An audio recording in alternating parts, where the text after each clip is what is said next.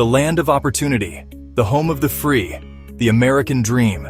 It was a promise sold to the world, a technicolor fantasy of white picket fences and limitless potential.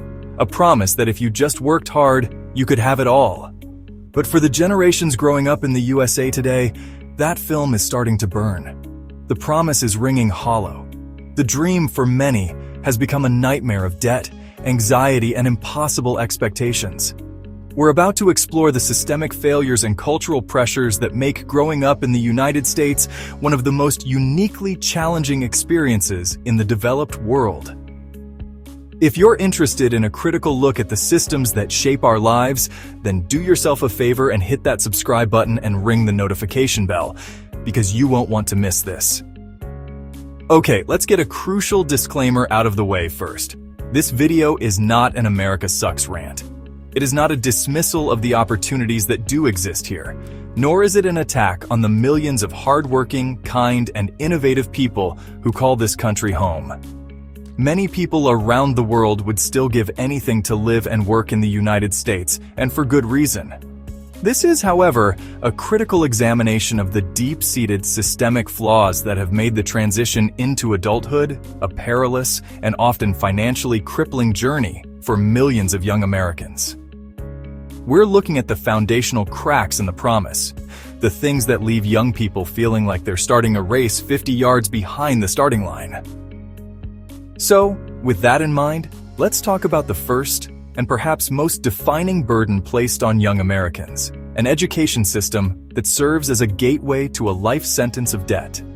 In most developed countries, higher education is considered a public good, something to be invested in for the betterment of society. It's heavily subsidized, if not entirely free. In the United States, it's a multi-trillion-dollar business, and the student is the product.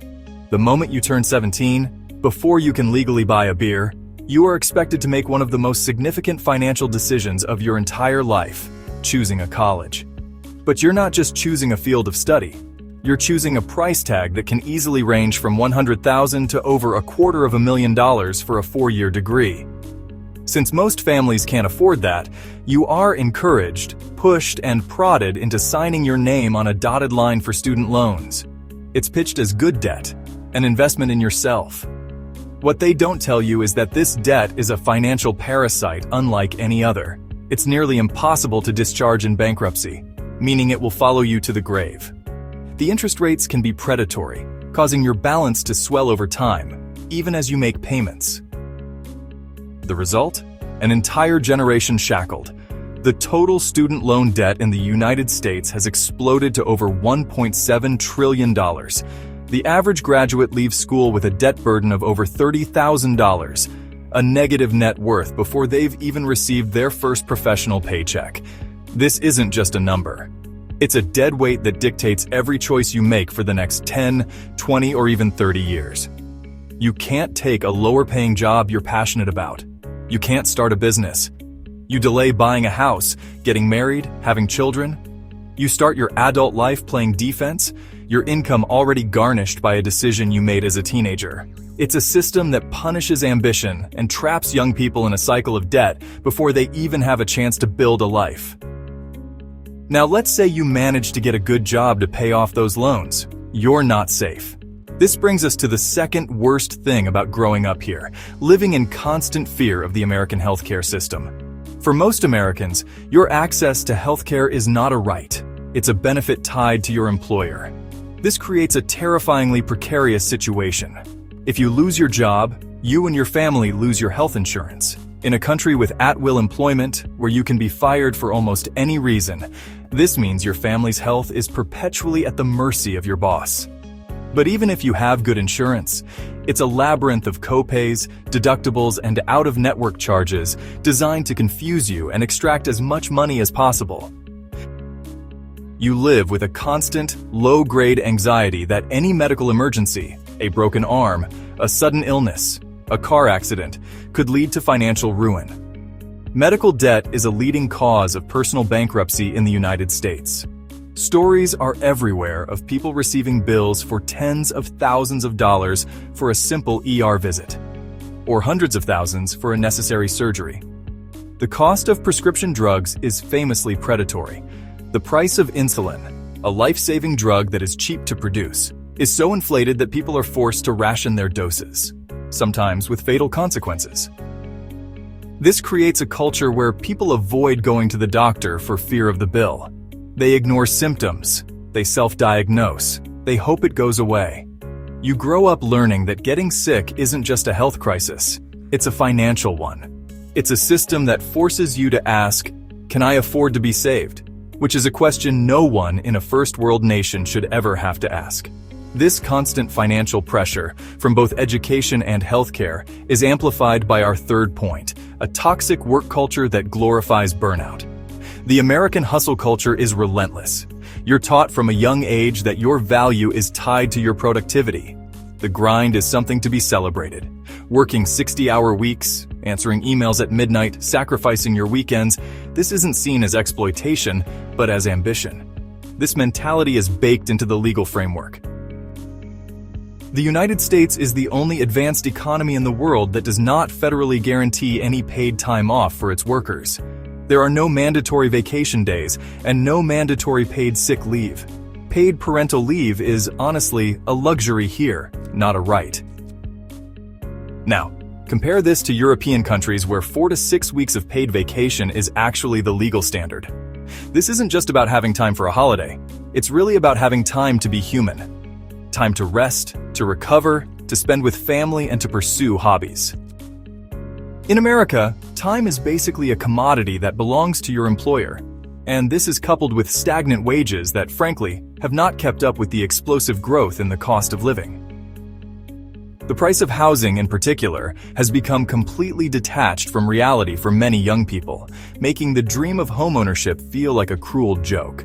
So you're pressured to work yourself to the bone, not for a life of comfort, but just to keep your head above water. You're a hamster on a wheel, running faster and faster just to stay in the same place. It's a culture that leads to chronic stress, anxiety, and honestly, a feeling that your life is not your own. But the anxiety isn't just financial or professional. The fourth worst thing about growing up in the USA is the erosion of a basic sense of physical and social safety. For generations of young Americans, the school is not just a place of learning. It's a place of potential violence. The phenomenon of school shootings is a uniquely American horror. Children grow up with active shooter drills, learning to hide under their desks or barricade their classroom doors. Think about the psychological impact of that. It normalizes a level of fear that is, honestly, unimaginable to kids in other countries. It plants a seed in your mind that, well, no place is truly safe. This feeling is compounded by a society that is, deeply and aggressively polarized. Political disagreements have morphed into tribal warfare. Thanks to social media algorithms and partisan news, people live in completely different realities. This seeps into everyday life, making family gatherings like Thanksgiving a minefield of potential arguments. It creates a feeling of social unease, a sense that your neighbors, your friends, and even your family members might see you as the enemy because of your beliefs. Add to this the very real and documented issues of police brutality and systemic injustice, which create a climate of fear and distrust in entire communities. You grow up in a country that feels like a powder keg, constantly on the edge of exploding. It's a heavy, invisible weight that contributes to a nationwide mental health crisis. You're told you live in the greatest country on earth, yet you're taught to be afraid in your schools, in your communities, and even in your own homes. Finally, let's talk about the cultural engine that powers all of this, a hyper-consumerist society that teaches you that you are what you buy. From the moment you're born in America, you are a target demographic. You are bombarded with thousands of advertisements every single day, all designed to create a sense of inadequacy that can only be solved by purchasing a product. Your self-worth becomes tangled up with the brands you wear, the car you drive, the phone you own, and the size of your house.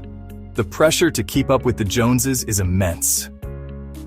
And in the 21st century, this has been amplified 1,000 times over by social media.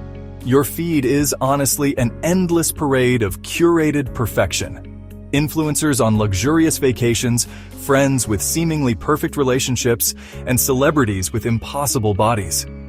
It creates a manufactured reality that your own life can never match. This breeds a culture of comparison, envy, and deep-seated anxiety. It pushes people, especially young people, into debt to buy things they don't need, just to project an image of success they don't feel. You're chasing a constantly moving goalpost of happiness, one that is always just one more purchase away. It's a spiritual emptiness at the heart of the American dream, a treadmill of desire that leaves you perpetually unsatisfied.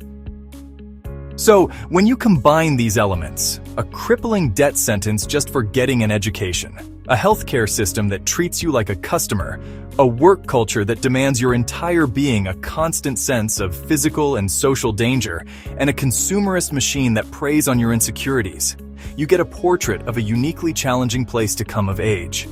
It's a system that seems designed to break you down financially, professionally, and spiritually before you even get started.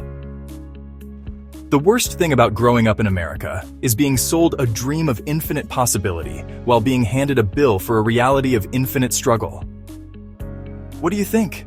For those who grew up in the US, what was the biggest challenge for you? And for those who grew up elsewhere, what seems the most shocking about this reality? Let me know in the comments below. Thanks for watching.